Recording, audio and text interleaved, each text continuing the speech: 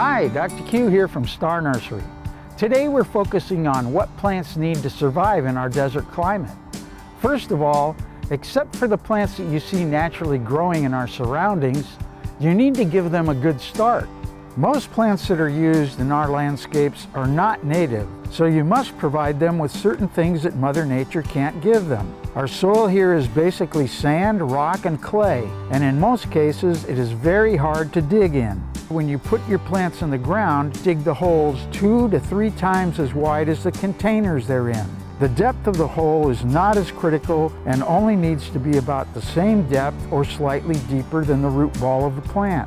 The extra area around the root ball when the plant is in the hole will be the transition area of soil that the new roots of the plants will have to make their way through before entering the native soil. It is very important that this transition layer be a mix of the native soil that was removed from the hole and an organic mulch or compost mixed together in equal parts. The rich organic matter is what the newly expanding roots need to attach to in order to absorb water and nutrients. Be sure to pack this mix around the roots so that it doesn't settle too much after watering. Make sure the top of the root ball is even with the surrounding soil level. Then water the root ball and surrounding area thoroughly so that it gets all the way down through the root zone. Be sure to install the proper irrigation system for all of your plants. There are 2 things that roots need to survive. They need water and air. If you water your plants too often or keep them too wet, then air can't get down into the soil and get to the roots of the plants,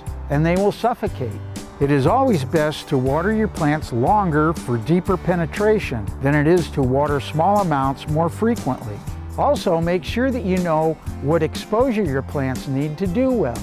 Many plants can't take our hot summer sun in the afternoons, and some can't take freezing temperatures. Fertilizers are also important to help replenish the nutrients that plants take out of the soil while growing. Because of the high pH or alkalinity in our soil, always use fertilizers that have a good percentage of sulfur or other acidifiers in them. That is why our entire line of Dr. Q's fertilizers have at least 6% sulfur. For more information on this topic, get our Star Notes number 001, number 600, 620, and 900 A and B at starnursery.com or on our free app. And don't forget, we make house calls. Stop by your nearest Star Nursery location or call 702-771-7827 to make an appointment. I'm Dr. Q, and I'll see you next week.